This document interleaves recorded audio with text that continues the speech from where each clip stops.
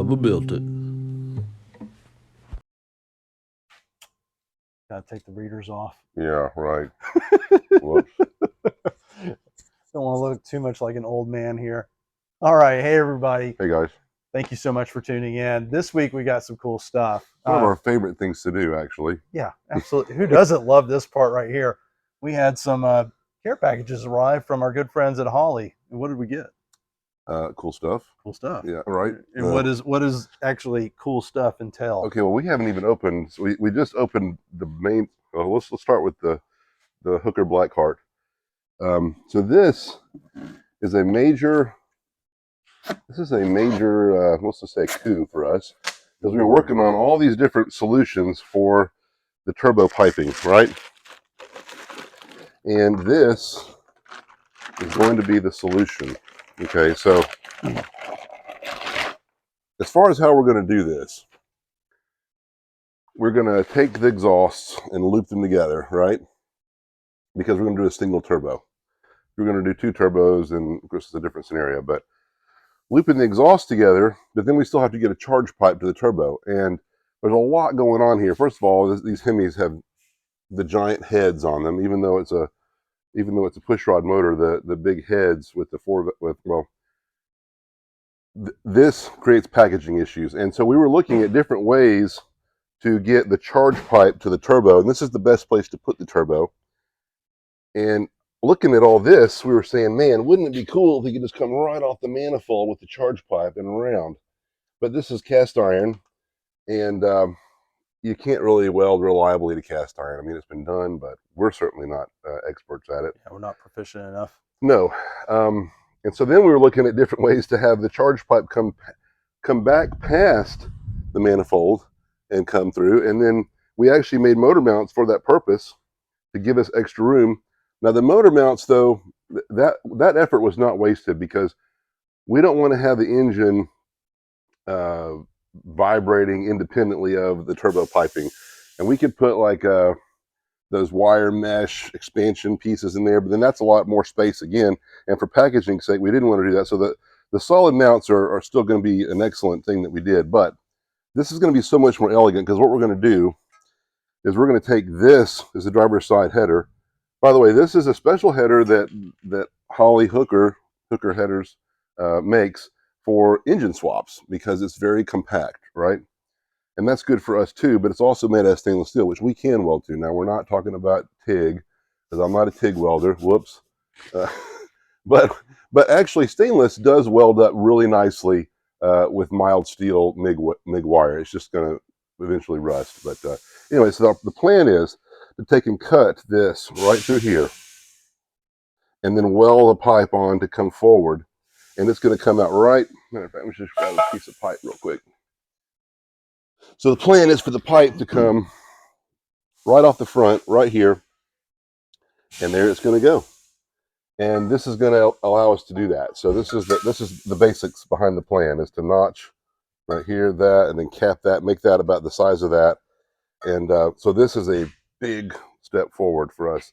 And this is such a well-made product. Look at the size and the thickness of that stainless flange. And I mean, this is a beautiful, I almost hate having to cut this one up. The other one's going to remain as is, but we're going to have to do some cutting and some welding on this side. But it's going to be a great solution for us as far as our turbo packaging. We're really excited about it. Now, yeah. And also to help us with the spacing, if you may or may not recall, we actually made some engine mounts. I don't have a flashlight, but anyway, you can see that right there to give us a little more space for all this plumbing that we're going to be routing. Yeah, so it does give us more space. Plus, it keeps everything rigid so that the engine's not going to crack the charge pipe, you know, because it's sitting there flexing. And with the heat and the flex, that would be a problem. The other solution that's come, and we haven't even seen it yet, so we're excited as much as you guys are to see this. So you remember the problems we were talking about with our intake? I think we showed you in one of our last videos, but the intake is plastic, which already is not a great thing, right? But it was melted also. Now you can use the plastic intakes on a turbo setup, but due to the heat and all that, it's not the best. So we got with Holley, and they said, you know what you guys need? You need to get our high rim set up And wow, we got it in black. You can have it any color you want as long as it's black. There's some hardware. Yeah, and Might more. want to hang on to Those that. are fuel rails probably. But let's just set this on top of the engine and see what kind of beautiful artwork this is going to provide for us. We've had a high ram before on the Project Trans Slam.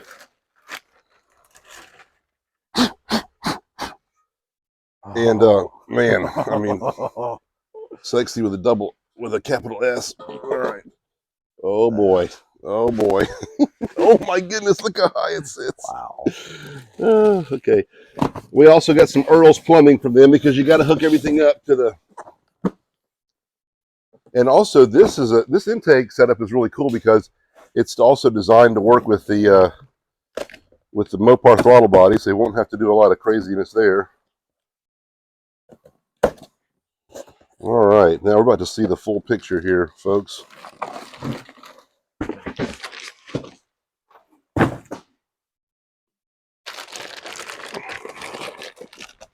So this is going to do something to our hood line, unfortunately. Something awesome. Guess we'll have to cut a hole in that. Oh no!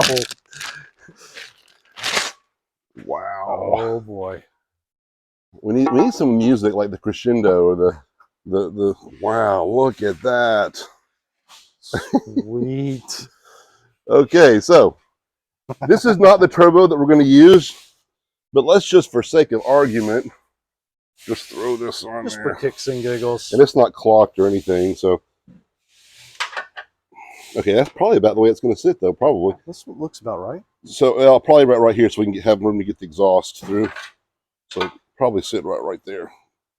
Okay, so there's going to be the charge pipe. Come around here. That's going to be clocked down a little bit more, and it will go to the intercooler all the way around here, and then right in there. Boom. And this is going to be awesome. This is our first turbo build. So you could say we're what? Nope. Nope. We're boost challenged up until now. There you go. There you go. I like it. Okay. All right. So, awesome. But wow, I didn't have a picture in my head of how much this is going to stick to the hood until just now. So that's good. You know, we're going to literally have to change our renderings. Yep. Yeah. Wow. That's way up there. This is going to look sinister, man. Yeah, it is. I I love the black. You know, we didn't want to spring the extra $100 for the black on the Trans Slammed. Now looking at this, I kind of wish we had, because that is just awesome. And we'll probably just take the flapper disc and so that'll show in beautiful aluminum. Yeah. But yeah, this is going to fix our melted intake problem. Yes. Wow, I mean, it gets it right up there and out of the way of everything. That's so cool, man. But you know what? Again, so we don't have a hood for this car. And if you remember on Scraptona, we built our own hood. This is going to be even cooler than the Scraptona hood. Yep. We're still debating if we're going to do the same basic design that we did, right? On the hood? Yeah. We're definitely going to do the clear. I love that idea. That worked out great before. But yeah. But again, as far as how so we had a big hole in the other hood for the NASCAR. And you know, that's another thing. When we looked at this setup, we thought about doing, Holley also makes a carburetor style single plane intake. And we could have done that and put an elbow on it and adapted to the throttle body. But this is just cooler looking. It's cooler. No, I mean, it has the look of the velocity stacks, because that's I guess you kind of still call it that. I mean, it's like a contained velocity, the capped velocity stack setup. Right. Yeah. So yeah, this is we just had a little jam session off camera about the hood, and one of the things that we're considering doing is making this to where it's a Ford tilt hood. And I think that has got some real interesting, cool stuff. On Scraptona, what we had, again, the clear hood, we're going to do that. Yeah. We part of that jam session was we nailed down what we're going to do as far as that. And it's going to be a clear hood, polycarbonate. We loved that. That really turned out well. And it was actually very lightweight. So but what we had to do on Scraptona was we had to unpin it, take it off, and then set it on top of the hood. And, you know, that's okay. But since then, we have learned quite a bit. And one of those things that we've learned is the NASCAR style hinge points. And you can see that over here on Ruckus Truck. We've talked about this before in one of our previous videos. In fact, we talked about it on our Ruckus Truck build video. Yeah, so it's such an elegant solution for your hood. And like on Transland over there, I mean, it's a pin on hood entirely, and it's a pain in the butt. It's a two-man operation. Yeah. And this is the same simplicity, but it's a one-man operation. So this NASCAR, and it's just a matter of a couple pieces of flat bar that are shaped and welded in place, and you do it to the edge. And also, here's another trick we might want to employ, is these are actual. You can get these. We can make these out of aluminum angle, but I mean, you can buy them also secondhand. But what a cool, elegant feature. So again, simple. But then we're thinking about the trick of a forward tilting hood, right?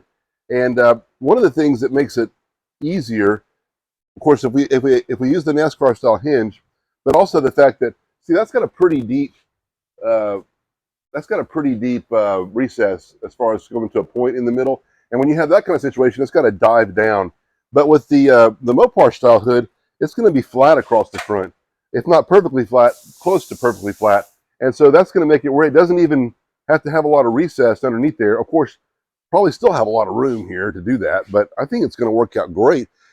The other thing we talked about is this is going to be a big cutout. So there's not going to be a lot of hood even here. So it's going to have to come all the way up to here once you put the throttle body, the charge pipe. And so that U is going to come back. And what we said is, let's just take and make a little makeup panel here that you can remove with Zeus fasteners or whatever. But then the hood is just a U shape, and it just right up like that. Yeah. And then we'll have the clear areas. We'll have the vent areas. We also do know how to make vented areas with polycarbonate. But I'm thinking maybe the heat of the turbo might be too much for it. Yeah. So in my rendering, I've got an aluminum panel there, and I think we will just do a louvered aluminum panel. And maybe what we should do is just do two louvered aluminum panels to match each other on either side. I don't know. I kind of like the asymmetric nature, though, of the one over the turbo that kind of tells you that's where it is. But you're going to have plenty of clues on that because the exhaust is going to go right outside. Yeah, so it's going to be. So amazing. I don't know, but yeah. So I think that's going to be a good plan going forward. Of course, right now the big thing now is to get all this stuff hooked up, just as an NA setup, and get it to fire, because we've not heard this engine fire yet. I don't think that it's ever fired. I don't think that it has either. We're 99% sure that it has been remanufactured. Well, yeah, we have the other picture that we took as we took the oil pan off, and there's the markings all over all the rods and everything. And we're looking at the intake, and no, this thing has never been fired. So it was built, it sat around for 3 years, and then we ended up with it. But it is still an unknown. Right. So, surprise! Yay! Hopefully it'll be a good surprise. Yeah, right. And of course, we've discussed that we're going to have to upgrade our injector since we're going turbo. Well, I don't know. Actually, you know, again, let's not. I hate to use the word mild and turbo in the same sentence, but we talked to our tuner, and he said that if we keep it around 7 pounds, that to start out with, we might be able to. The stock fuel system probably will handle it. Of course, we probably won't leave it there. We're going to have a giant intercooler. We're going to have all the stuff set up. So eventually, probably we'll turn it up. But I think for right out of the box, I think we're going to try to make everything work with the stock fuel system, low boost, and just see how she does. And then from there, we can start turning up the wick. And as far as low boost, that's a relative term. We're talking 7 pounds. Isn't that what we're kind of wanting to hit? Yeah, that's 7 pounds. Anything sub 10 pounds is considered low boost. Yeah. Okay. So. All right. Well, cool deal. And I guess that's about it for this episode. That's a wrap? Yeah, I think so. Thanks so much for watching. Thanks, guys.